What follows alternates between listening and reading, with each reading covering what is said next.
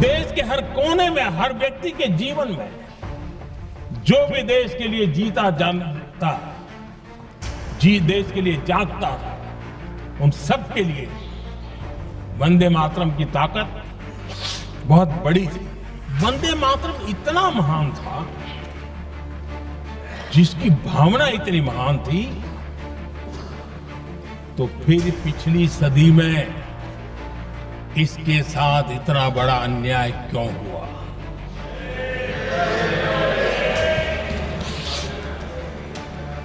वंदे मातरम के साथ विश्वासघात क्यों हुआ?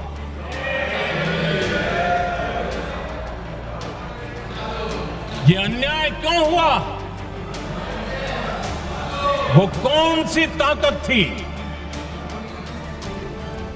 जिसकी इच्छा खुद पूज्य बापू की भावनाओं पर भी भारी पड़ गई?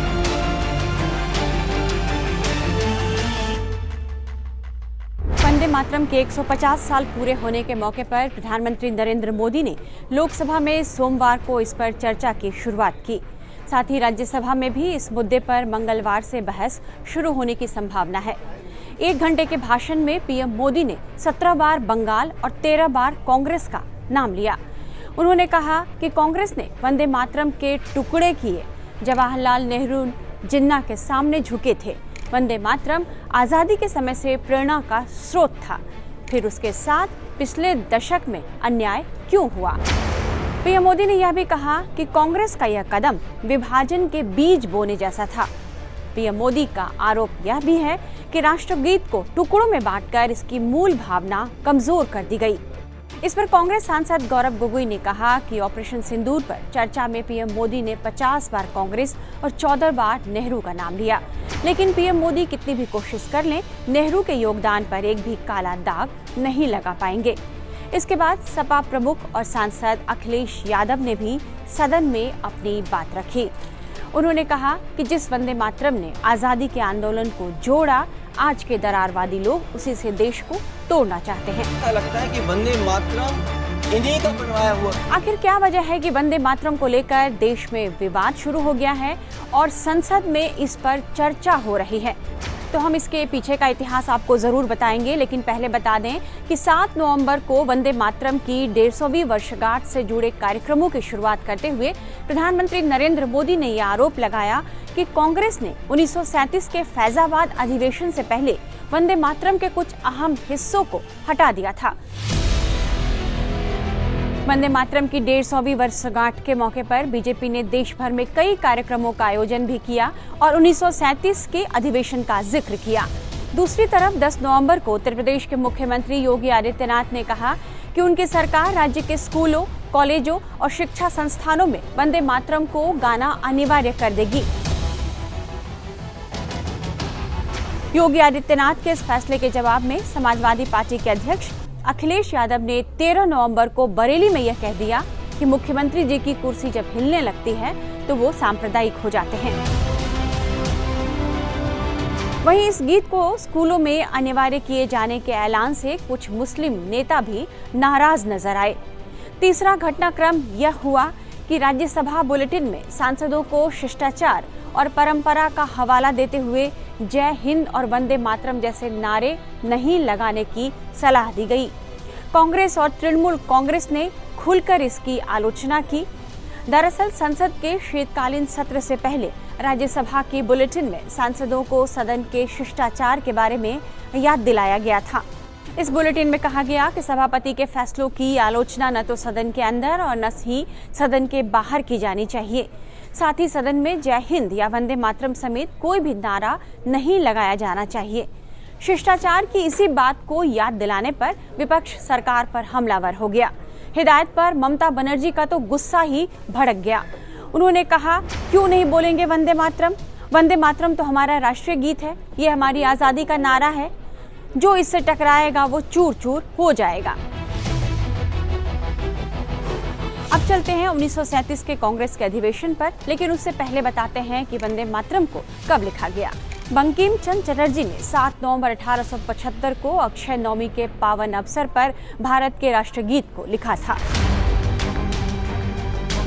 यह 1882 में पहली बार उनकी पत्रिका बंग दर्शन में उनके उपन्यास आनंद मठ के हिस्से के रूप में छापा गया था। 1896 में भारतीय राष्ट्रीय कांग्रेस के अधिवेशन में रविन्द्रनाथ टैगोर ने मंच पर वंदे मातरम गाया। संगीतमय प्रस्तुति ने इस गीत को अमर कर दिया। यह गीत जनमानस में तेजी से लोकप्रिय होने लगा। हर तरफ वंदे मातरम की गूंज सुनाई देने लगी। तब ब्रिटिश राज ने इसे अपनी सरकार के खिलाफ खतरनाक मान लिया था।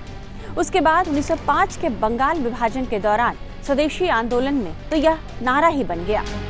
कांग्रेस कार्य समिति ने 1937 में यह तय किया कि राष्ट्रीय आयोजनों में इस गीत के केवल 2 ही पद गाए जाएंगे। यही कारण है कि 1937 में पंडित जवाहरलाल नेहरू की अध्यक्षता में हुए कांग्रेस के अधिवेशन में वंदे मातरम के केवल 2 ही छंद गाए गए थे। उस समय से इसी नियम का पालन किया जाने लगा है। आजादी के बाद इसे नियम बनाते हुए 24 जनवरी 1950 को संविधान सभा अध्यक्ष डॉक्टर राजेंद्र प्रसाद ने वंदे मातरम को राष्ट्रगीत घोषित कर दिया। आज तक यह गीत करोड़ों देशवासियों के हृदय में देशभक्ति की अलख जगा रहा है। मातृभूमि की आराधना के प्रतीक इस गीत को सुनते ही ब्रिटिश अफसरों के कान खड़े हो जाते थे। लेकिन नेहरू या कांग्रेस अधिवेशन ने उस समय जो फैसला लिया उसे लेकर अभी भी विवाद है। हालांकि फैसले के पीछे की वजह यह मानी जाती है कि 1905 के बंगाल विभाजन के दौरान स्वदेशी आंदोलन में वंदे मातरम जब नारा बन गया तो इसे लेकर धीरे धीरे मुसलमानों की तरफ से इस पर आपत्ति की जाने लगी। इस गीत को लेकर मुस्लिम पक्ष की आपत्ति यह थी कि वंदे मातरम के जरिए उन पर हिंदू देवी देवताओं की पूजा का दबाव डाला जा रहा है। वंदे मातरम में मंदिर और दुर्गा शब्दों का इस्तेमाल हुआ है। 1923 में कांग्रेस के अधिवेशन में भी वंदे मातरम के गायन के समय कांग्रेस अध्यक्ष मोहम्मद अली जौहर के उठकर जाने की बात कही जाती है। इसी विवाद को सुलझाने के लिए सुभाष चंद्र बोस, मौलाना आजाद और आचार्य नरेंद्र देव की एक कमेटी बनाई गई। कांग्रेस जिसके नेतृत्व में स्वतंत्रता आंदोलन चल रहा था, उसने वंदे मातरम पर विभाजन को रोकने के गांधी, नेहरू, अब्दुल कलाम आजाद और सुभाष चंद्र बोस को लेकर 1937 में जो समिति बनाई थी, उसने इस गीत पर आपत्तियां आमंत्रित की। इसमें सबसे बड़ी बात यही कही गई कि यह गीत एक धर्म विशेष के हिसाब से भारतीय राष्ट्रवाद को परिभाषित करता है। बताया जाता है कि यह सवाल केवल मुस्लिम संगठनों ने नहीं बल्कि सिख, जैन, ईसाई और बौद्ध संगठनों ने भी उठाया। कांग्रेस कार्य समिति ने 1937 में यह तब तय किया कि राष्ट्रीय आयोजनों में इस गीत के केवल 2 ही पद गाए जाएंगे।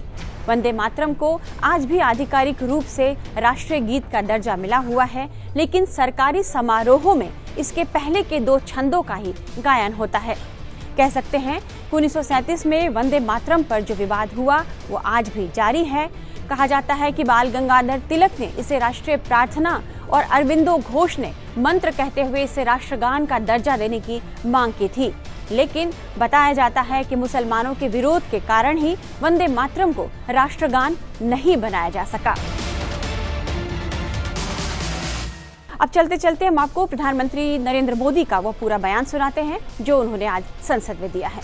देश के हर कोने में, हर व्यक्ति के जीवन में जो भी देश के लिए जीता जानता, देश के लिए जागता था, उन सब के लिए वंदे मातरम की ताकत बहुत बड़ी थी। वंदे मातरम इतना महान था, जिसकी भावना इतनी महान थी,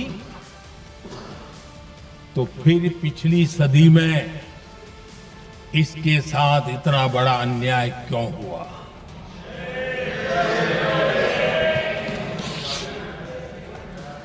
वंदे मातरम के साथ विश्वासघात क्यों हुआ?